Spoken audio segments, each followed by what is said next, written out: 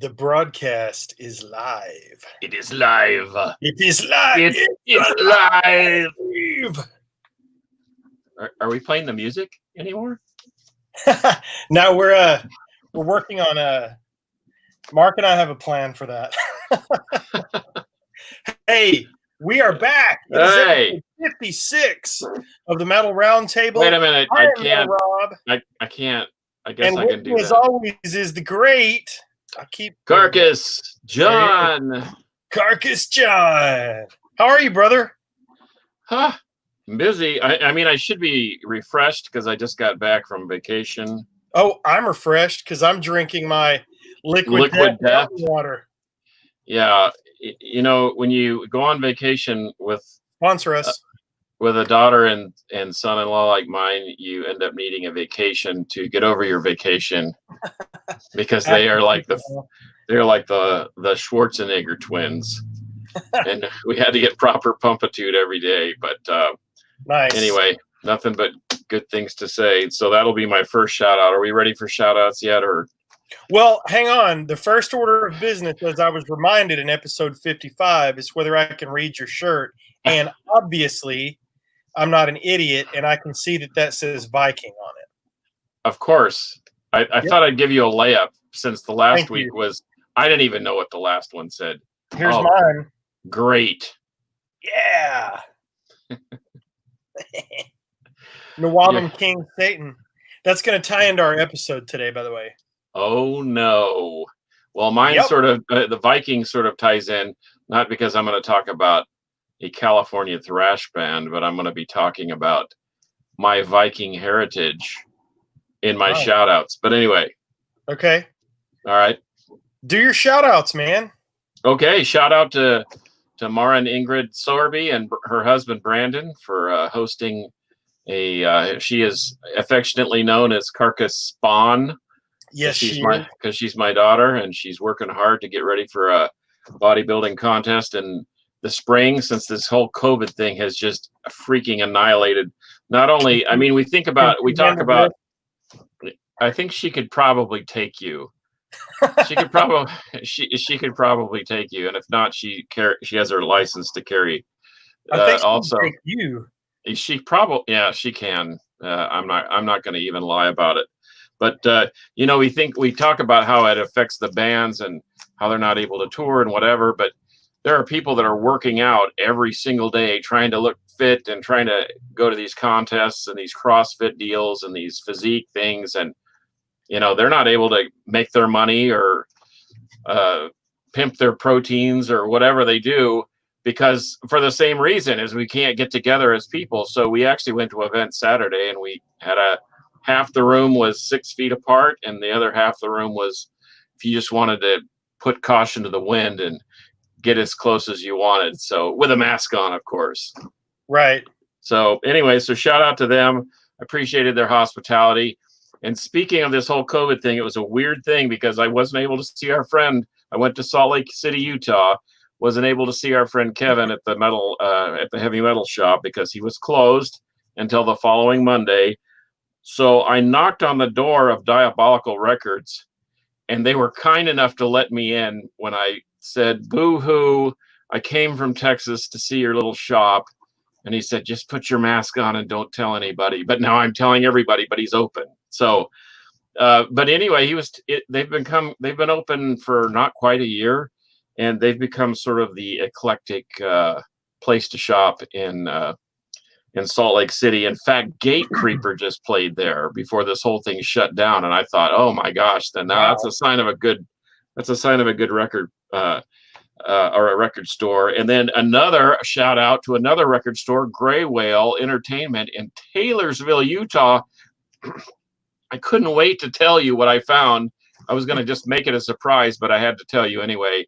I found an original pressing Pantera power metal.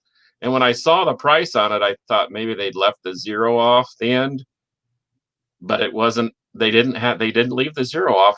They had it for $39.99, and it was unbelievable. I snatched that thing, and I wanted to ask questions, and I just didn't. That's anyway. That's a good score, dude. So good on them. And then I've got we had talked about some books. In fact, you had got a book from Casey Orr, or you had got some stuff from Casey Orr. So I'm gonna pimp out his stuff, The Art of War. I think I mentioned this, and it's a really, really cool book. It's like a compilation of all his stuff, which is really cool. But the shout out to the mighty Charles Sepulveda down in H-Town for sending me a copy of this. I'd given him a stack of music, and he's the bass player now for Cemeterian, which is Daniel Sawblade Shaw's new joint. But Murder on the Front Row. And then I just noticed as I opened it up that it's autographed by one of the one of the authors, Harold. So that's pretty cool. So I'm excited. So those are my shout outs. It's been a good week for stuff. And like I said, the trip was awesome.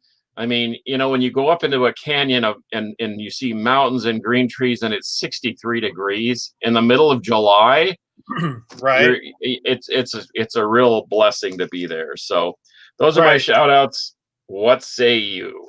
Well, first of all, I'm just going to say this like it is. I'm shouting out Liquid Death Mountain Water. Their marketing got me. I am not getting paid for this. I paid for this can of water. I've bought several cases now. I absolutely love it. And what mountains do they make them in? Is it Colorado? No. Hang on. Utah? Austria, brother. Austria. Holy smoke. Those are real live mountains. I'm down for recycling and not using plastic if I can help it. I mean, everything's got plastic in it, it seems like. But hey, every little bit helps. I love the product. I love the marketing. I love the promotions. I love the funny cartoons. So I bought it, man. Hook, line, and sinker. I'm a fan. And I am shamelessly asking, hey, we could use a sponsor for the show or a couple of cases of water, whatever, man. That was shameless, but I'm a fan of the can of Liquid Death. Fan of the can. All right, a couple other things real quick. And one, this is your copy of a CD by a band called Rot from Casper, Wyoming. Oh, man. When I was in a band out there in the mid-'90s, when I was stationed there in the Air Force, we had a dude in our band named John Creedy, and John knew these guys. And I didn't realize they had been around all this time. That's been a long time ago there, Metal Rob. Dude. So he sent me Carcass. So he messages me the other day and says, hey, I want to send you some CDs. My buddy's band did another album, and he wants to send out some discs. And I said, well, cool, send me one. Well, he sent me 5. So one for me, one for you, one for Spicoli, one for Thrash and Allen. And then I'll have another one for the archive in case somebody needs it, which takes me to my next quick shout out. I actually recorded a show like a teenager onto a cassette tape the other night. Yep. Spicoli was doing his thing, and I wanted to hear it, and I recorded it on a cassette. Oh, my gosh. That's old school, brother. Yeah, I knew that would take you back. So shout out to Spicoli. I can't wait to listen to this. But here's the coolest thing that I have found this week, and then we'll get into the episode. Does this name mean anything to you? Yes. And what does that mean to you, that name? It's either the Stiff Records or the band, the hair metal band. Yep. This is in here somewhere. Is first of all Kenny Sizelove, drummer of local band Legacy. Oh, wow. This is basically what turned into Lillian Axe. Ron Taylor's on this singing. So wow. I found this in an antique mall when Henry and I went shopping. Henry Vasquez, that's been on the show, drummer of St. Vitus, and I went out the other day. And Krista pulled this up and was like, I think we were just talking about this. And I'm like, give me that.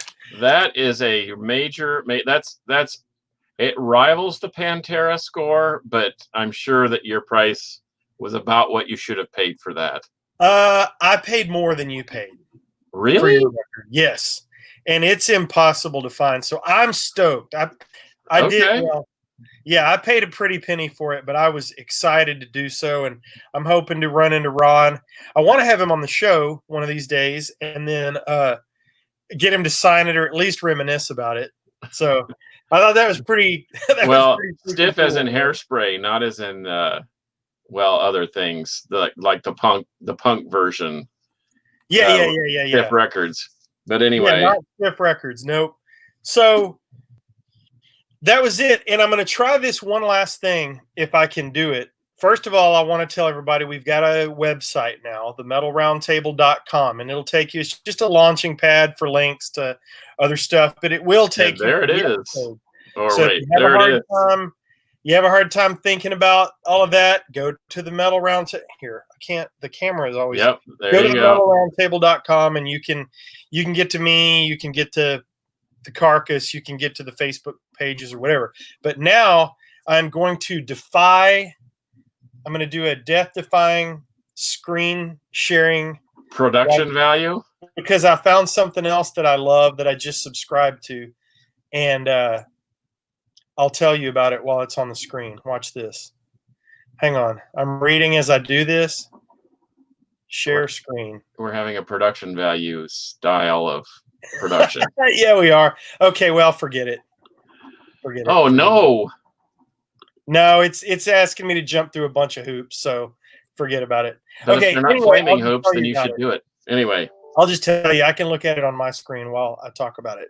So my buddy Scott Waters, that is the owner of No Life Till Metal Records. He also does a killer YouTube show that you should check out if you don't know Scott Waters. He turned me on to something called the Metalhead Box. So go to the metalheadbox.com, and you can choose different tiers. I'm going to get my first box this month, and for $40 you get like a t-shirt and a DVD and they throw all this different stuff in there. So every month you get this box of metal swag, and you can pick power metal, thrash metal, heavy metal, black metal, death metal. You can choose your genre, and you can change it if you want.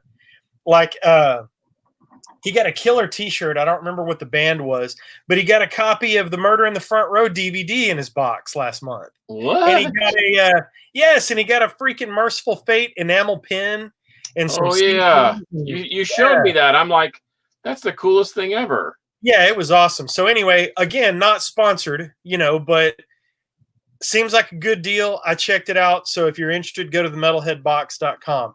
Now, having said all that, 13 that was minutes. A cool shameless request. I liked it. Yeah, dude, the metalheadbox.com. You need to check that out. So that brings us finally to our episode. We are going to talk about, in episode 56, the best live concerts that we have seen. So I figure we'll just kind of trade off, and not any certain number. I don't want to go too long because we could go all freaking day. Yeah. So one of mine, I'm going to go back to your Pantera story. And I may have told part of this story before. When I was a young buck in high school, Pantera came to town, and I missed it because I was grounded for grades. That was when Terry was singing for them. So the next time they came to town was Power Metal era, and my buddy and I snuck into the club early that day and to see if we could see Soundcheck or whatever. Well, we did see Soundcheck. We walk in, there's not a soul in the place. And that Blue Lightning guitar is laying there in a case open on a couple of bar stools. And a few minutes later, 20, 30 minutes later, those dudes walked in, and Daryl's hair was this big. And they walked straight up to our two stupid little skinny asses and said, "Can we sit here with you guys?" And we were just like, "Oh my God." We were freaking out because, of course, they were local legends, And then, so that was definitely one of the loudest, most energetic shows I'd ever seen, because those dudes, even when they were indie, man, when they were, doing the DIY thing with their album releases and all that stuff, they were bringing pyro and killer sound and So that was a pretty good one. That was a really, really good live show. I remember lots and lots about that concert and being there that night, and the guys were all very nice to us. So that was an early one for me. So you go. Well, I saw your power metal tie-in. It's a good thing I found that and not Projects in the Jungle. Anyway, Hey, well, don't I hate on my brand of metal. yeah, okay, you and Poser down in Houston. Well, what I did was I mean, like you said, we could go on for days. So I wrote my top 5 down, and I have a couple of honorable mentions, and I'll just go over those briefly. Honorable mention: Black Sabbath, The End Tour. I saw them on the very first American date in Denver, and I saw them on the very last American date in Dallas. And one was indoors at the beautiful Pepsi Center up there in nestled in the mountains of Denver, and it was freaking awesome. We had paid for the VIP, which was, I thought, fairly reasonable, which was $400 a person, which guaranteed us a book, a stack of paraphernalia and pens and stickers and a poster and a tapestry and coasters and the first 5 rows. And we got to go to sound check, which, as I understand, we didn't pay the $1,000 for the VIP, where you get to stand and get your picture taken and then leave, with no interaction, by the way. But anyway, it was impressive, and they actually interacted with the crowd. And there was about, I don't know, 100 of us there for sound check for Black Sabbath. I mean, it was amazing. And anybody that pshaws the Bill Ward thing, sorry, Tommy Clufetos is a bad to the bone drummer, and he pulled off a 1970s Bill Ward before he was not able to play as well. So that was an honorable mention. And this one, you may remember, the 3rd of October of 2019, we had Municipal Waste, Napalm Death, Sick of It All, Voivod, Revocation, and Psychroptic. And no offense to Revocation fans or Psychroptic, they're a great band. Those are both great bands, but I could have cared less about them. I was interested to see how Voivod could pull it off. I was so happy that we got to see them, because I got a book of, speaking of books, of Away, and his killer art, and it's called Away. And anyway, and he personalized the book with a little drawing too. Nice. So it was awesome. And the reason why I picked that one out in particular is because Napalm Death was on point, 1,000,000%. And who can argue with Municipal Waste? And I remember telling you that, you know, be ready, because Barney's going to blow your socks off. And sure he did. And he sure did. And Yep. I just thought that was a killer event. So anyway, number 5 on my list real quick, Judas Priest. It was sort of the best and the worst, because it was Judas Priest at the Allen Event Center in Allen, Texas in 2014. I think it was November. Mm-hmm. Steel Panther opened for them, and they were so dreadfully bad. And I know these guys are killer musicians, but man, the whole stage bander and whatever, it was terrible. But Priest came out with both barrels blazing, and I mean, it was on point. And after the show, thanks to my friend Mike Spears, he walked us up to the front of the stage, and there's about 100 of these little metal, oh, this is so hard. I know, the camera kills me too. Metal God picks. This was Rob Halford handing me a pick, walking right up to us, splitting the crowd, and handing me a pick.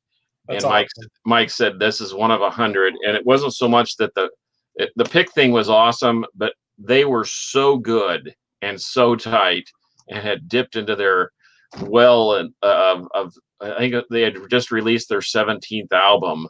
And I mean, you can sure tell they're like Overkill. I mean, they are so polished and good that was a mind blower. So that was my number 5.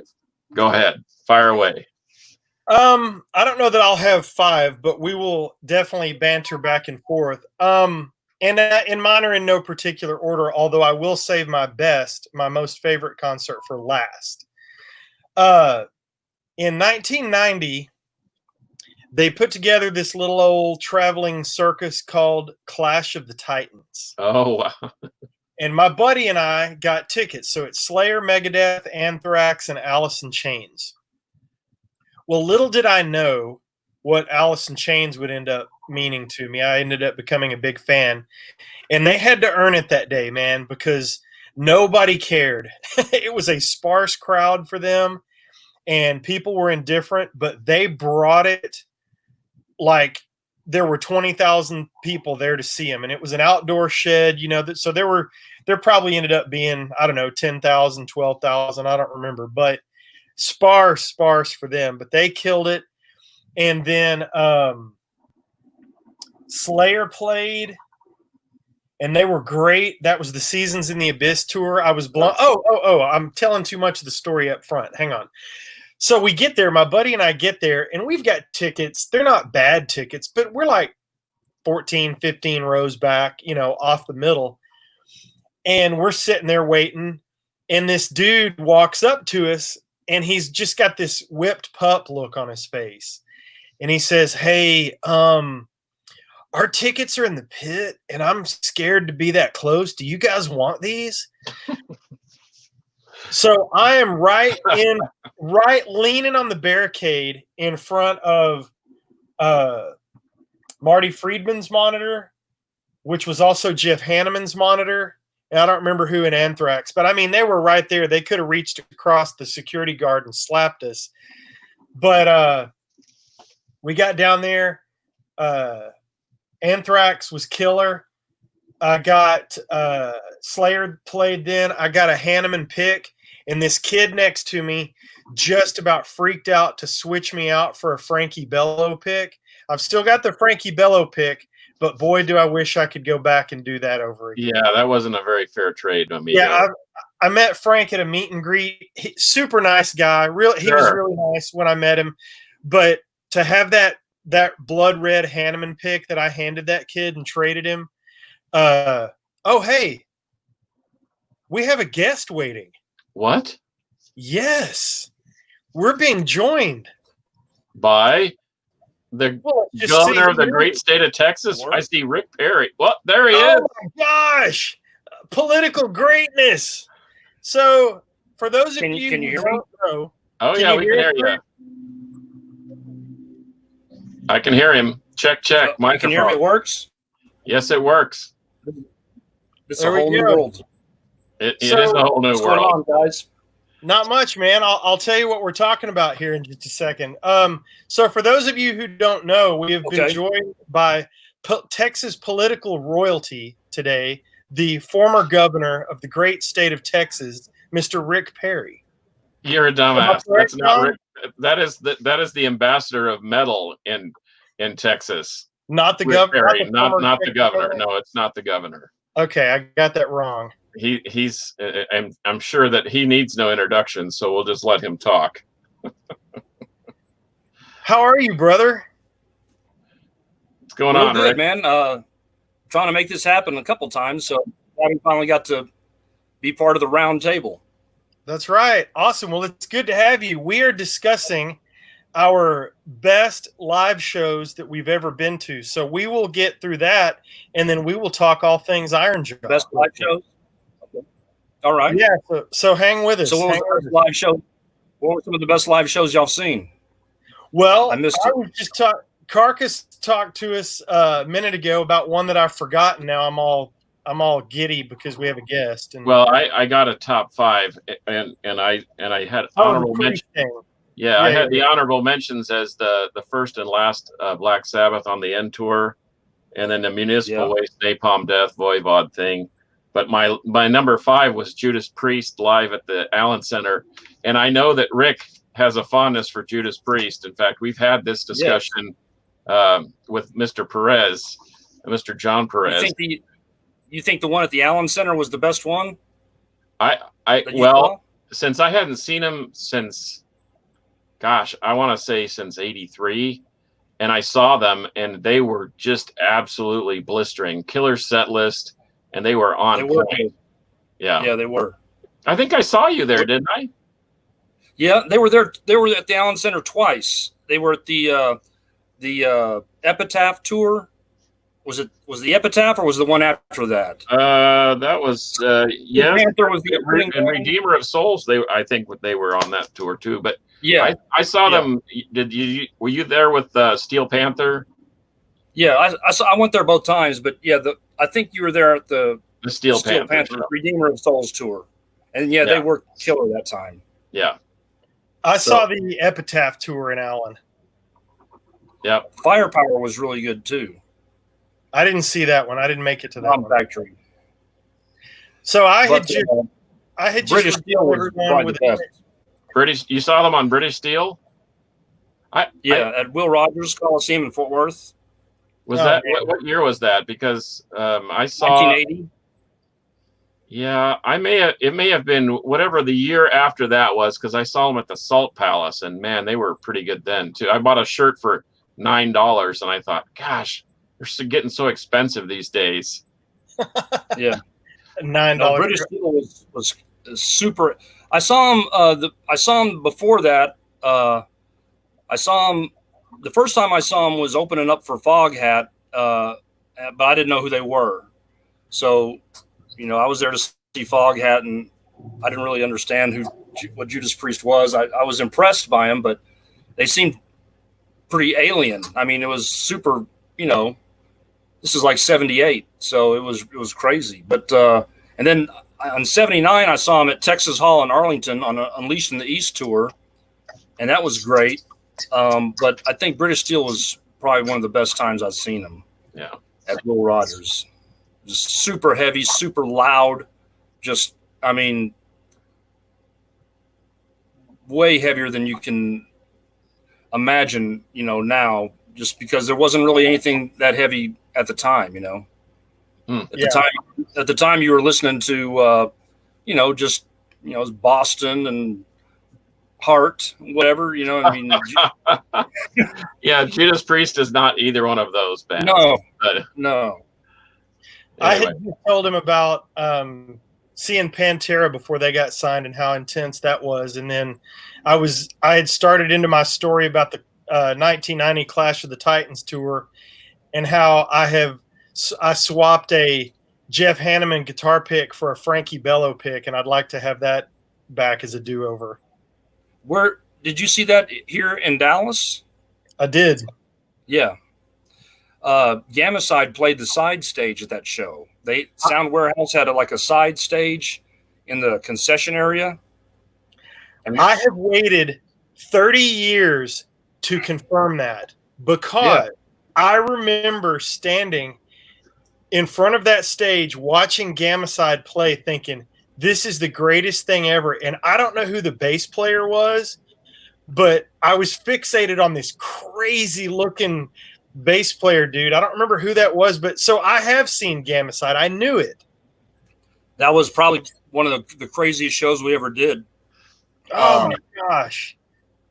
They used to have a small stage in the concession area, and they called it it was the Sound Warehouse stage. It was it was sponsored by Sound Warehouse Records back then. And they called us and asked us if we wanted to play, the Clash of the Titans show. And we, of course, And so we played before it started. And then before Alice in Chains played, we played about 20 minutes. And then after Alice in Chains, we played about 20 minutes. And that time there was so much moshing and mayhem. People were crashing into the beer stands and stuff that the promoter made us stop. I saw the first 20 minutes because once I went in, I don't think I came out because we ended up with pit tickets. And so I didn't leave. But so I have seen Gammacide. I knew it. I thought it was you guys. For 30 years, I was convinced that was Gammacide, but I never was able to confirm, was it really Gammacide that I saw? Yeah, that was an awesome opportunity for us, so that was killer.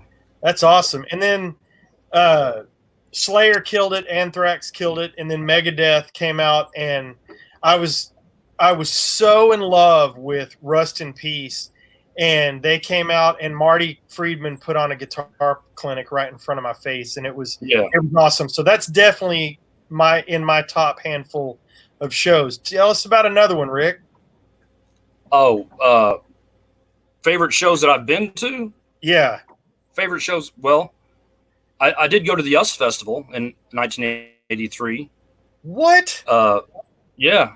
We went to the US Festival and saw it was Quiet Riot, Motley Crue, Ozzy, Judas Priest, Triumph, Scorpions, and Van Halen, and that was an experience, man. We drove like 24 hours straight to there. The parking lot was like miles and miles and miles of cars, and finally we got in there, and I remember we went in. It was in a field, and you went over this hill, and you just saw people everywhere. I mean, and way on the distance you see the stage, and we walked all the way up. We got pretty close to the front of the stage.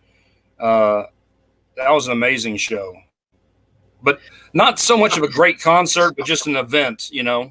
Yeah, that's amazing. So I'll tell you my funny, all kinds of. My funny US Festival story is this.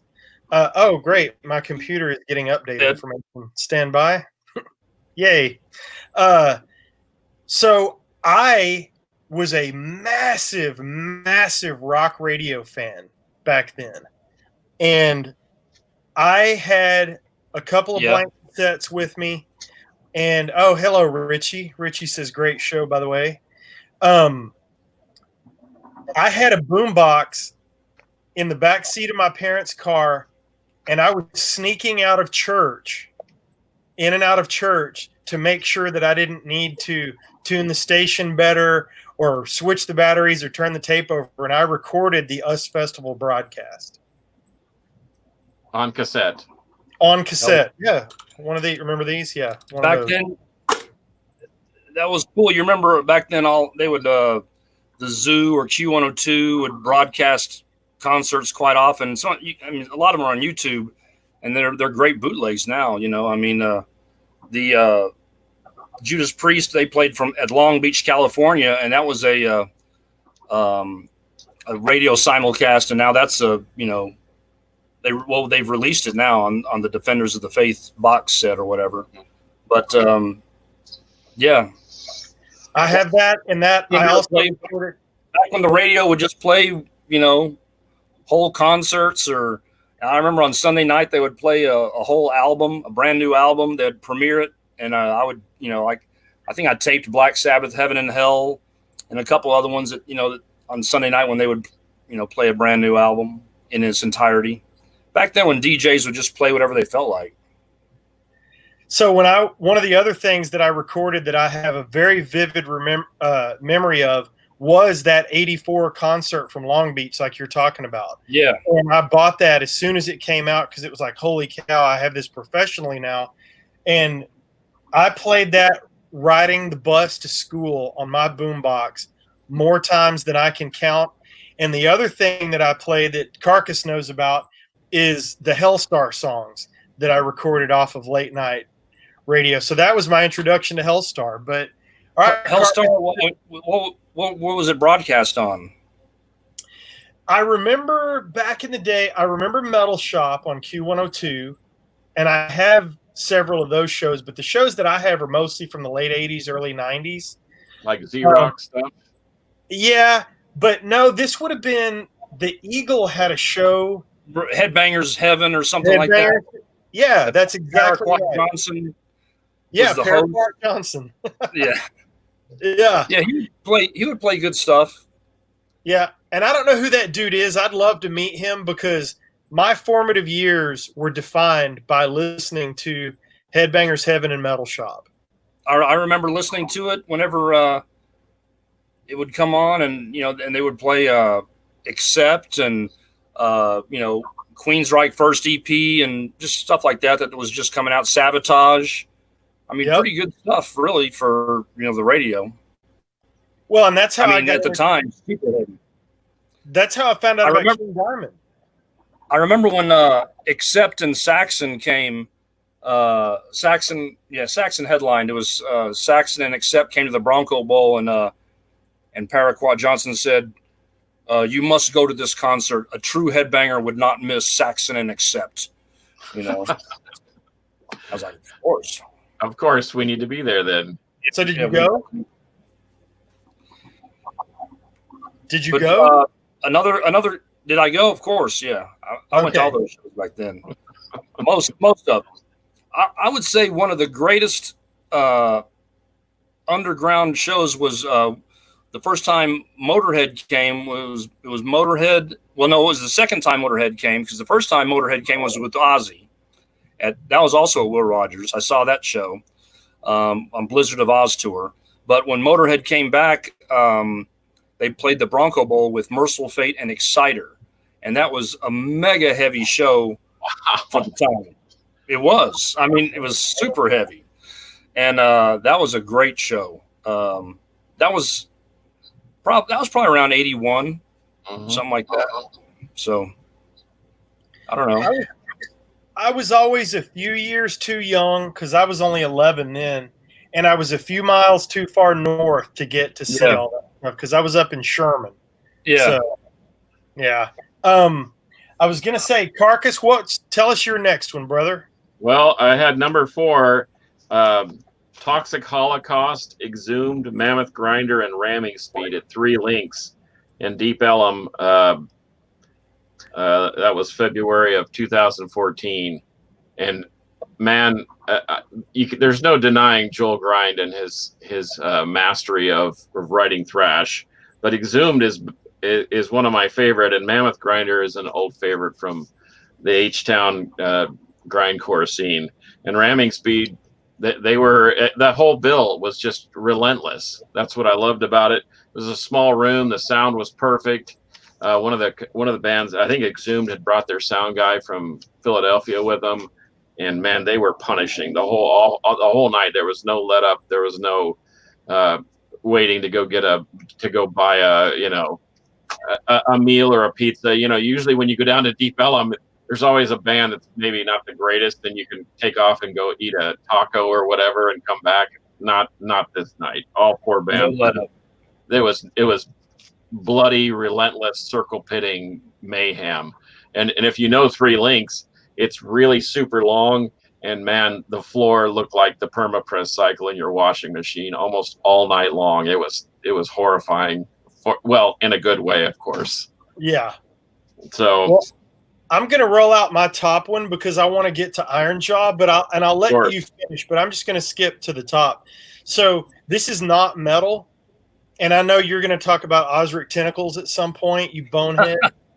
Of course I am. So the number 1 concert, I did not grow up being a Pink Floyd fan. In fact, that was an instant switch off the radio for me for a lot of years. Well, when I started collecting records, 10 or 15 years ago, I was like, well, I need to check into this. And I knew the radio songs, but I got into Pink Floyd big time. And I really dug deep into their catalog.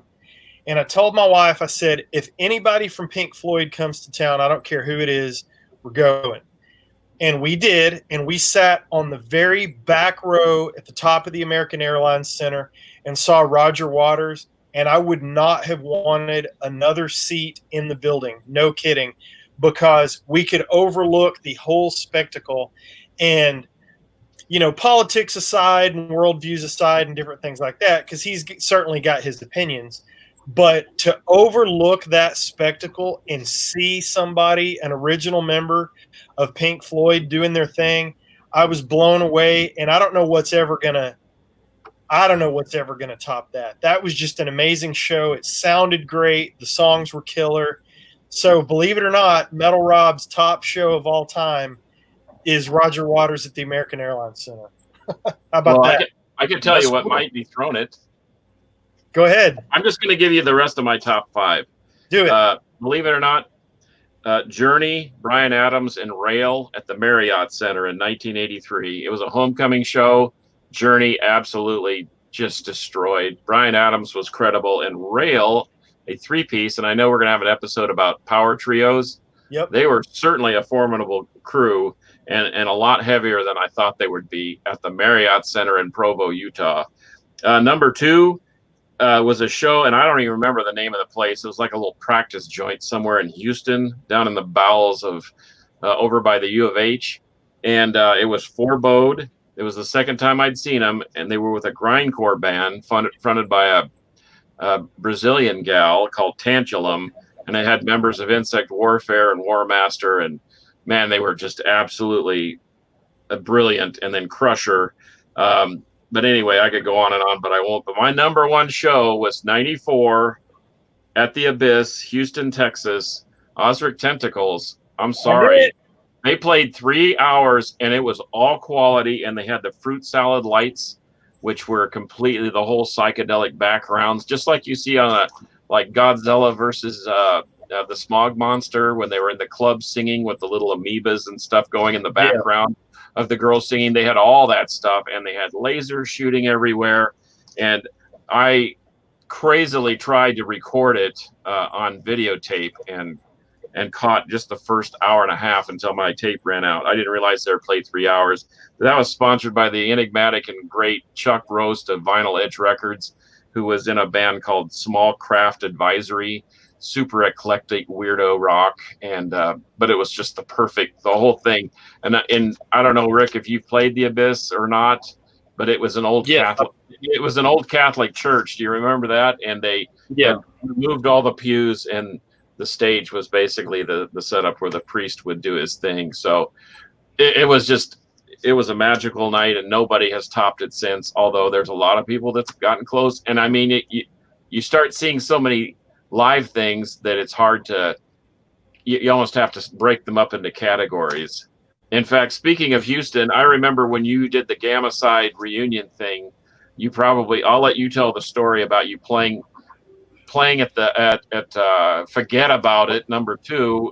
The show basically tanked, and someone said, hey, we got this punk show house party happening in downtown Houston, and I'll let you take it from there. But first I wanted to ask you, what was the first concert you saw, Carcass? The first concert that I ever saw in my life? Black Oak, Arkansas. How old were you? Well, I guess my parents won't be watching, but I sneaked in. I think I was 14 or 15. Okay, so that was probably 70, mid 70s, 73, 74. And did you go to the concerts pretty much regularly right after that? Or? Yeah. Really? So you've been going to concerts since the mid 70s? Yes. Okay, because your top 5 are all pretty. Yeah, I know. But the problem is once again, I could qualify all this. That's like the opposite of me. It's like the ones that I think of as really impactful are surprised some of the ones that I saw way back when. But you're like really excited and inspired by some of the stuff you've seen in recent years. Well, the thing is too is I don't think I really understood the whole grandeur of the thing. I mean, we sat on the front row for Black Oak, Arkansas, and all I knew was Jim Dandy to the rescue. And then when Ruby Starr came out, put her foot up on the monitor, I got a real education on That's awesome. some other things. And the fact of the matter is I just didn't understand what was really happening. It was just loud and raucous. And then the more I went, the more I understood, wow, this is really cool. And this sounds, and what I would hear on the records was translated in a different kind of way. And so I got to appreciate them more and more rather than being kind of afraid like this was a whole new thing. I mean, I was sub 16. So, and from a very, I don't want to say a very strict household. How about that? And so in seeing bands like Kiss and whatever, I appreciate them more now because they're still doing what they did back then. Like the Priest thing. I saw Priest early on. In fact, like I said, when I saw him at the Salt Palace in like 81, 82, something like that, they were phenomenal. But, I was like on a date. So it was like, oh yeah, hey, you like these people? It was almost like you're distracted.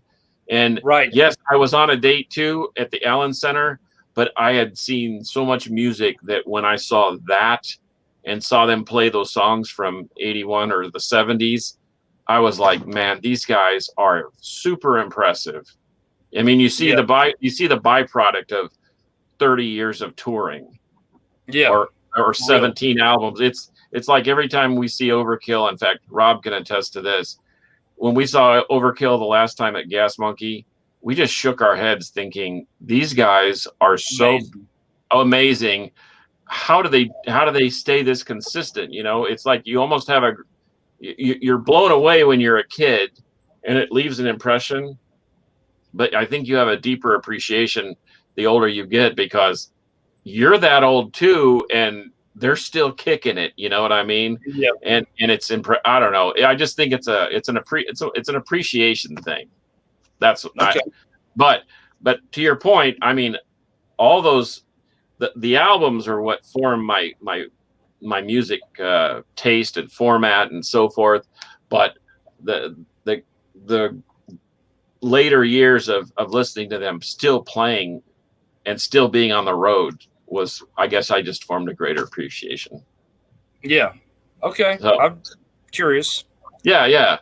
But speaking of a greater appreciation, I can still listen to Gammacide, Victims of Science, and I can still listen to that Puncture stuff that you did back in the day. And I think I have a better appreciation for it now than I did even back then.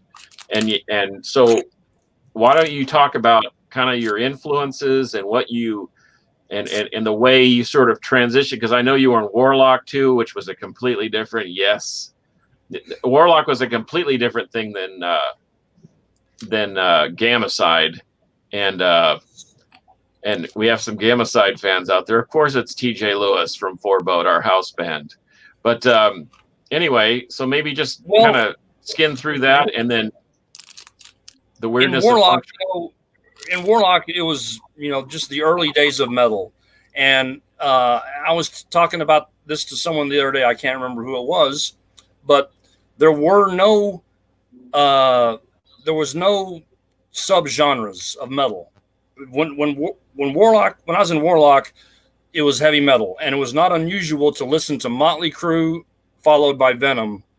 That was common. It was all metal. Listen to Crocus, listen to Aerosmith, listen to Holocaust, Bitch, Plasmatics, Judas Priest, Tank, whatever. It was just all metal. And so it was only after, as I guess probably, and this would have been one of my top shows, was Warlock. We all went down to Austin to see Slayer at Liberty Lunch on Hell Awaits tour because they didn't play in Dallas. So we went down to Austin and see him, and that made a huge impact on us. And around that same time, I think the SOD came out, and we went to started going to some punk shows and seeing DRI and the Offenders, and that started kind of getting mixing in with the more traditional metal influences that I had. And so the songs we were writing with Warlock started getting heavier and heavier until finally when we broke up, then Eric and I just kind of continued on in that same trajectory, because some of the early Gammacide songs actually started off as Warlock songs. Gutter Rats and Walking Plague, those were actually Warlock songs to start off. Wow, those are two of my favorite, by the way, but go ahead. Those were Warlock songs to start with. And then so we just kind of continued on that path, and it was just it was weird. All of a sudden there was like a dividing line, and you were either on this side of the fence and you were thrash, or you're on that side of the fence and you're non-thrash. And nowadays I don't care about that, but back then it was important, and you don't want to be a poser, so you stuck to one side of the fence. And so Gammacide just said we're gonna be as thrash and as we can, and it was just seemed like everyone was in a contest to be heavier. And so we definitely made a conscious decision to be fast and heavy, because we had other songs that we wrote sometimes that just didn't fit in with the Gammacide style. And that's not appropriate for Gammacide. So, we just stayed thrash. And, we had a pretty good run. Now it seems like Gammacide is getting a whole new appreciation from the internet, as people all over the world love Gammacide. Well, to my point, I think that, and with the internet, you're able to your audience is certainly broader than it is in Deep Ellum or at the what is it, the Tombstone in Arlington or the places like it, and I drop that on people all the time, that when they come over and we just hang out and listen to whatever, and they're like, what in the world is that? That is, and it's like, you've never heard of this, and it's almost astonishing to me that you haven't heard of Gammacide, because I would certainly place that in the top. I was going to say top 20, but I'm going to put that in the top 10 for sure of thrash albums all the time. Awesome. That's awesome. I mean, and I have people that write me and email me and stuff, and they have just discovered Gammacide, and it's like become an undiscovered rare jewel of thrash, but I mean, I'm glad people love it. I mean, it's not really what I'm into anymore. And, I don't really have a desire to play that kind of music, and I don't even really like it that much, but I'm glad people do. I don't. Well, speaking of that, that's a nice segue. So what are you doing now? I know it's called Iron Jaw. Yeah. So take it and run with it. Well, Iron Jaw is basically just me, because in Warbeast we were playing thrash also. So,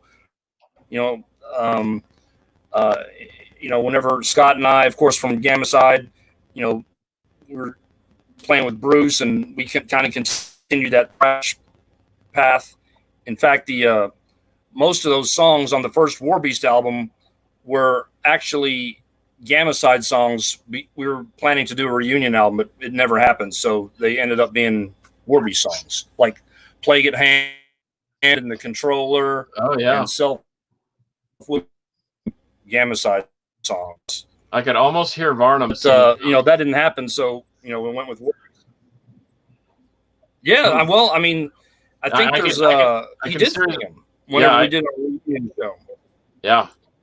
So he did stuff with Run Riot. They had some of them had different lyrics. Like, right. The Plague at Hand was called I Hold the Bomb.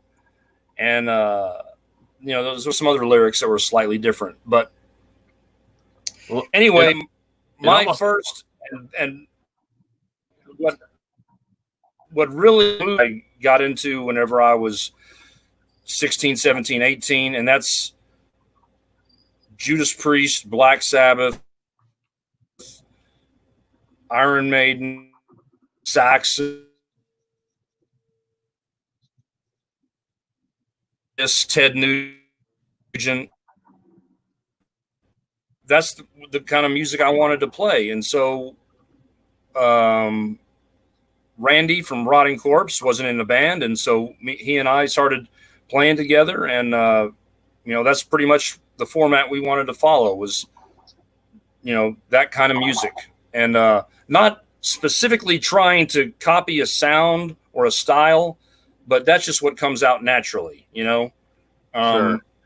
rather than trying to put blast beats into it or something like that, where there don't need to be any blast beats. No. Just let it. I guess to me, what Iron Jaw plays is heavy metal, but probably to younger kids that might hear that kind of music, it's rock and roll, right? You know what I'm saying? Well, I mean, it's almost like you've circled back to what got you to the dance, i.e., like you said, the heavy metal side of things. And so, in lieu of the shortness of time, what's happening with Iron Jaw? You're ready. You've got a full length recorded and ready to rock and roll, and someone's working on the artwork for you. Yeah, that's right. You're working on the artwork, and we have 8 songs recorded, and it would have been out by now, but we couldn't play gigs. We couldn't really do a CD release show. So we're just been kind of stringing it out and putting out a video every month. We're going to do another video. I imagine we'll eventually put it out probably here in another month or two. But yeah, the album is called Chain of Command. It's 8 songs, and I'm really happy with it. I think it sounds good. We did it at a friend of ours, a friend of Todd's. His name's Josh Woodward. He's in Arlington, has a home studio, and I think he did a really good job recording and mixing it. And yeah, I mean, I love it. It's I'm as happy as I could be with Iron Jaw. I mean, the music, the style of it, it's perfect for me right now. You know, I just wish we could play some live shows. That's the only thing. Hopefully soon enough. I'm hoping too, because I know that you've had several shows slated for the local area and they've all been canceled. But yeah, I mean, so now we're not going to try. I'm not going to try to jump on every hopeful opportunity for a show. I'm going to wait until there is bona fide gigs happening for a month or two, and then I'll say, okay, now it's safe, and we'll go ahead and play some shows. But if there are no shows by October or November, then we're going to rent a place and just do a invite only. And well, save your money. There's a pretty nice little space in here at the Casa de Carcas. We've done live shows before, and okay, you'd be more than welcome. They'll have to do a secret knock. It'll be right. Yeah, that's like right. Between 7 and 10, not anything past that. But anyway. Right. But yeah, that'd be awesome. But I'd rather see you on the big stage. I know that you've been slated to play places like the Rail Club and other infamous joints like that have proper sound system and whatever. But hey, we can make it happen. It's been done before. But so 8 songs, Iron Jaw, Chain of Command, out soon.